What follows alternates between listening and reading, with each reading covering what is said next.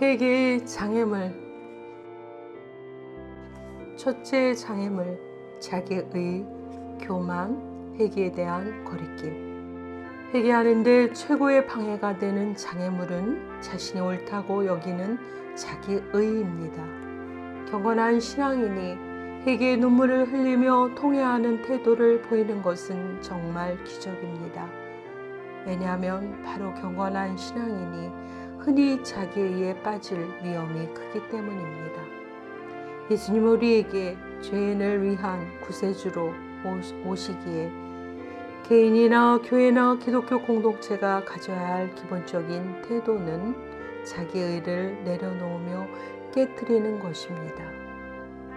자신의 무죄를 주장하는 자기 정당화, 그리고 하나님을 탓하는 태도는 죄성을 가진 우리 조상 아담과 하와로부터 물려받은 유산들입니다. 가장 흉악한 범죄자까지도 자신의 무죄를 주장합니다. 형무소에서 사역하시는 목사님들의 편지를 보면 형무소처럼 자신을 스스로 옳다고 주장하는 사람이 많은 곳은 없다고 합니다. 모두들 자신들이 부당하게 갇혀 있다고 말한다고 합니다. 사람들은 자신이 언제나 옳다고 믿고 있습니다. 따라서 돌이켜 회개할 필요성을 느끼지 못합니다. 스스로 변명과 핑계를 대면서 자신의 잘못을 인정하지 않습니다. 우리가 항상 자신의 옳고 자신을 정당화시키기 위한 이유를 갖고 있다면 우리는 이렇게 말하게 될 것입니다. 나는 잘못을 하나도 하지 않았어. 내가 왜 회개를 해야 해? 우리는 남을 욕하고 자신을 방어하기 위해 화를 내고 남을 공격하고 욕하면서 자신을 변명하며 이렇게 말합니다. 내가 이렇게 하는 것이 마땅한 나의 권리란 말이야. 나는 존경을 받지도 못했고 부당하게 대우를 받았단 말이야. 그래서 우리 자신을 방어하기에 급급합니다. 그러니 나를 부당하게 대하고 짜증나게 한 사람에게 화를 내고 욕해도 아무 문제가 없다고 생각하며 이렇게 변명을 합니다. 신경이 예민해서 그런데 어쩌란 말인가? 내 힘이 다 빠져서 그러는 것인데 어쩌란 말인가?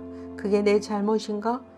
심지어 간음죄를 저지르고도 정말로 내가 원하지 않았지만 정욕을 억제할 수 없어서 또는 하나님께서 이렇게 인간을 지으셨는데 내가 하고 싶어서 한 일도 아닌데 이 작은 것을 가지고 평생 동안 벌을 받는다는 것은 너무 부당하다고 온갖 변명과 핑계를 댑니다. 또한 우리의 결혼 생활 속에서도 많은 변명과 문제를 갖고 있습니다. 우리는 배우자에 대해서도 오해를 합니다. 하나님께서 내게 꼭 맞는 배우자를 주셨다면 완벽한 마음과 영혼의 조화를 가질 수 있었을 텐데 이 사람에 대한 애착이 죄란 말인가 하고 서로 쉬게 하며 증오합니다. 그리고 하나님께서 나에게 재능을 주시지 않아서 내가 종종 외로워서 재능도 없고 머리도 좋지 않아서 내 삶이 실패했노라고 그리고 남들처럼 아름답지도 매력도 없는데 달리 어쩌란 말인가 하며 불평을 합니다. 이렇게 함으로써 우리는 기쁨과 평화의 근원이신 주님께서 우리 가까이 다가오시는 것을 방해하며 주님을 실제로 비난하는 것임을 깨닫지 못하고 있습니다. 그런데도 우리는 자신의 나쁜 조건, 불안한 마음, 재능이 없음을 들어 온갖 변명과 핑계만을 대고 있습니다. 만일 우리가 이와 같은 분노와 비통한 마음을 갖고 있다면 우리는 그분을 비난하고 있는 것입니다. 작은 거짓말, 간음도 마찬가지입니다. 우리의 고난이 인간적인 본능이 강하기 때문에 생긴 것이라고 논쟁을 합니다. 그래서 우리에게 잘못이 있는 것이 아니라 주님께 있다고 비난합니다. 그런데 이런 태도는 지금이나 옛날이나 동일합니다. 심지어 우리의 죄와 악한 행동이 남을 해치게 만들어도 자신은 무죄하다고 변명을 합니다. 나는 선택의 여지가 없이 이런 식으로 행동할 수밖에 없었다고 변명하며 일어난 상황에 대해 온갖 설명을 하며 합리화시킴으로써 우리는 점점 눈이 멀어가고 있습니다. 그래서 죄가 죄라는 것을, 죄책감이 죄책감이라는 것을 더 이상 깨닫지 못하며 우리의 타락에 대해 책임을 지지 않습니다. 세상 속의 수많은 전쟁과 비극은 하나님께 책임이 있는 것이지 자신에게 없다고 말함으로써 또한 우리의 마음이 얼마나 자기의로 가득 차 있는지 알게 됩니다. 사람들은 말합니다. 하나님께서 왜 일을 일어나게 하실까? 어떻게 이 땅에 이렇게 악한 일이 일어나는데도 하나님은 침묵을 지키실까? 왜 이 모든 끔찍한 범죄들을 허락하셨을까? 라고 흔히 말합니다. 자기라는 교만은 우리를 눈멀게 하고 기가 멀게 하며 이 세상의 전쟁과 모든 어려움을 통해 심판하시는 하나님의 음성을 더 이상 인식하지 못하게 합니다. 그렇습니다. 하나님은 너무 강력하게 말씀하고 계십니다. 이와 같은 심판은 사랑 안에서 우리를 돌아오게 하시려는 그분의 마지막 시도입니다. 심판 한가운데에서 주님께로 나오며 기꺼이 그분의 음성을 듣고 그분의 손 아래 겸손히 자신을 낮추는 사람들은 풍성한 위로를 받고 주님께서 도와주실 것입니다. 사람들은 진실로 주님의 현존이 지옥 같은 세상, 감옥 같은 세상을 천국으로 바꾸어 주시리라는 것을 알지 못합니다. 그리고 자기 의의 교만에 눈이 멀어 이 땅의 비극과 괴로움이 전적으로 인간의 책임이라는 것을 깨닫지 못합니다. 그리고 하나님께 순종하지 않아 이 땅에 비극이 있음을 깨닫지 못합니다. 우리가 하나님께 순종하고 그분의 계명대로 살아간다면 그분은 우리를 심판하시거나 채찍을 가하시지 않으시고 이 땅이 천국이 되어가게 하실 것입니다. 우리가 자기로 가득하기에 오늘날 우리는 예수님께서 십자가에서 고난을 당하실 때 비난했던 자들처럼 주님의 마음을 아프시게 해드리고 있습니다. 우리 자신과 우리나라, 세상에 죄가 없다고 한다면 사랑의 본질이신 주님을 비난하는 것입니다. 또한 우리의 죄를 위해 돌아가신 진실한 구세주이시며 도움자이시고 모든 기쁨의 근원이신 예수님을 비난하는 것입니다. 오직 그분만이 병들고 궁핍하고 죄 지은 사람들에게 가까이 다가갈 수 있는 구주이십니다. 예수님께서는 끊임없는 그분의 사랑 안에서 도움을 주시기에 우리에게 회개를 호소하십니다. 오늘날 그분은 새 언약의 백성들에게 오래전 구약에서 하신 것처럼 회개를 촉구하고 계십니다. 우리가 이 부르심에 응답할 때 우리는 죄인임을, 죄를 지었음을 분명히 알게 됩니다. 오직 죄인만이 회개하고 그의 길을 바꾸는 것이 필요합니다. 우리가 정직하게 이 부르심에 직면한다면 우리의 죄를 인정하지 않을 수 없습니다. 회개하라. 이 말은 우리의 마음을 살피고 우리에게 잘못이 있음을 보는 것입니다. 그리고 우리의 마음과 태도를 바꾸는 것을 의미합니다. 그래서 내가 용서하지 않으므로 형제에게 잘못하고 있는 것, 나 자신보다 낮게 여기지 않은 것, 사랑으로 모든 것을 견디지 못하고 형제들을 사랑하지 않고 존중하지 않는 마음과 태도를 돌이키는 것입니다. 만일 우리가 제9계명을 어기고 사실 여부를 가리지 못하고 헛소문을 듣고 누군가에게 부정적인 평판을 전했다면, 그리고 누군가에 대해 나쁜 말을 했더라면 그러한 마음과 태도를 바꿔야 합니다.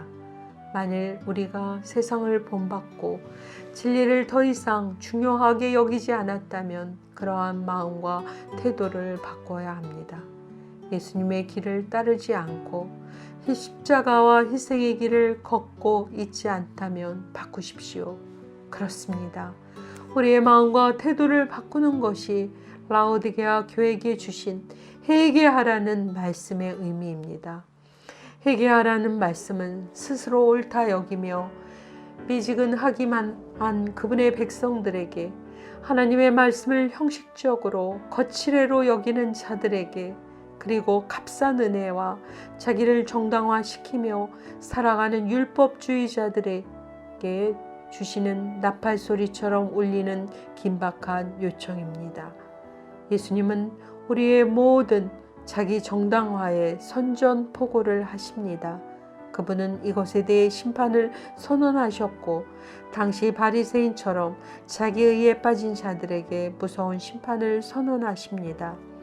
바리새인들도 하나님 말씀에 친숙했고 진지하게 받아들이며 가르치는 일에 열심이었고 하나님의 계명에 따라 금식하며 기도했습니다. 하지만 그들은 하나님의 정죄를 받았습니다. 하나님 나라는 그들에게 닫혀 있었습니다. 진실로 그들에게도 역시 하나님의 은혜가 주어졌지만 그들은 자기 의에 빠져서 회개의 메시지를 받아들이지 않았습니다. 다른 사람들이 세례 요한의 회개의 설교를 듣고 겸손히 회개 요청에 응했을 때 바리새인들은 회개 요청을 거부했습니다. 바리새인들은 세례 요한의 선포를 거절했고 자신의 의로움을 과장하여 자기들은 해당되지 않는다고 여겼습니다. 아마도 그들은 오늘날 많은 사람들이 그렇듯이 그것은 건강하지 못한 영혼을 탐구하는 심리학적인 파헤침이라고 여긴 것입니다. 그러나 하나님은 다르게 말씀하십니다. 우리의 구원은 이 회개 요청을 받아들이는 데 있습니다. 천국의 문은 우리가 단지 예수님을 안다고 열리지 않습니다. 천국의 문은 우리가 상한 마음을 가지고 진실로 통회하는 죄인으로 그분의 십자가 아래 나와 새로워질 때 열리는 것입니다. 그들이 신학적 또는 심리학적 이유로 반대를 하는 것은 교만의 뿌리에서 근거합니다. 교만은 회개의 메시지를 거부하게 만듭니다. 회개를 한다는 것은 하나님과 사람 앞에 우리 자신을 겸손히 낮추고 우리의 방식을 바꾸어 올바르게 하는 것입니다. 지금까지 나의 생활 방식이 잘못되었음을 인정하는 것입니다. 바로 그것이 겸손입니다. 특별히 예수님을 구세주로 알고 있는 사람들에게는 마음속에 있는 이 교만의 죄보다 더 견고한 죄는 없습니다. 우리가 남들에게서 너무 느리다, 너무 빠르다, 그리고 너무 열정적이다 라는 말을 들을 때 우리는 즉시 반항합니다. 일이 느린 것은 너무 철저해서 그런 것이고, 너무 급한 것은 너무 바빠서 그런 것이고, 누군가에게 강력하게 말한 것은 너무 열성적이어서 그렇다고 변명을 합니다. 우리는 얼마나 성급하게 남들이 하는 말을 거절하고 있는지요. 얼마나 빠르게 남들을 비난하고 남들은 나만 흠을 잡는다고 비판을 하고 있는지요. 다른 사람들은 아무것도 만족하지 못하고 아무것도 이해하지 못한다고 비판을 합니다. 그러나 우리가 남들을 수용하지 않는다면 우리는 교만해집니다. 겸손한 사람은 타인의 말에 귀를 기울입니다. 그들은 진실을 들을 수 있는 용기가 있으며 그들 자신의 태도를 바꿀 필요가 있음을 인정합니다. 작은 것이든지 큰 것이든지 간에 그들은 이렇게 말합니다. 그렇습니다. 그것은 사실입니다. 저에게는 새 삶이 필요합니다. 예수님은 변명만 일삼는 이러한 태도를 형제의 눈 속에 있는 티는 보고 자신의 눈 속에 있는 들보는 보지 못하는 것이라고 부르셨습니다. 우리가 자신을 변명할 때 우리는 자신의 죄는 최소화하고 남들이 우리를 부당하게 비난한다고 고소하고 있는 것입니다. 인간은 그의 교만 때문에 끊임없이 자신을 변명합니다. 회개하지 않고는 삶이 변화되지 않습니다. 죄는 예수님께 나오는 길을 방해합니다. 우리가 인정하려 들지 않는 그와 같은 죄, 회개하지 않는 죄로 인해 우리는 하나님과 멀어지며 결국 이러한 것들은 내세에 우리를 심판 아래로 이끌 것입니다. 사람들이 크든지 작은 일이든지 우리를 꾸짖을 때 하나님께서 회개하라고 부르시는 하나님의 음성으로 들을 수 있다면 얼마나 좋겠습니까? 우리 곁에서 우리의 행동을 지켜보는 사람들을 통해 그분의 음성을 들을 수 있도록 도구로 사용하시는 방법이 달리 또 무엇이 있을까요? 우리를 고치기 위해 책망하는 소리에서 하나님의 음성을 듣지 못한다면 우리는 도움을 거절하게 되고 매일 삶 속에 회개의 삶을 살지 못하게 될 것입니다. 우리는 죄인이요 날마다 죄를 짓는 죄인이라는 것을 인정해야 합니다. 날마다 회개가 필요하다는 것은 우리의 삶에서 날마다 돌이킨다는 것을 의미합니다. 만일 우리 안에 회개가 부족하다면 그리스도인의 삶은 외손으로 가득 차게 되고 가장 중요한 것을 잃어버릴 수 있습니다. 우리가 마지막 순간까지 죄인일 수밖에 없다는 가르침을 붙잡는다면 매일의 통회와 회개가 따를 수밖에 없습니다. 그러나 매일 하는 회개를 율법적으로 해석해서는 안 됩니다. 어느 날은 죄를 깨달아 우리 마음에 많은 회개가 일어날 수도 있고 또 다른 날은 주님 사랑의 특별한 현존에 대한 깨달음으로 그분 안에서 용서의 체험을 체험할 수 있습니다. 그러나 일반적인 우리의 삶이 늘 통회와 회개의 새로운 경험을 말해줄 수 있어야 합니다. 무엇보다도 우리 그리스도인들은 먼저 자기 확신의 독선과 자기 정당화의 변명에 대해 회개해야 합니다. 일상의 삶에서 시작해야 합니다.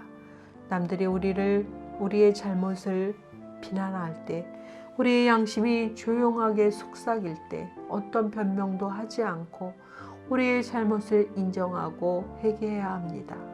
우리의 자기 연민과 자기 정당화의 변명에 대해 강하게 거부해야 합니다.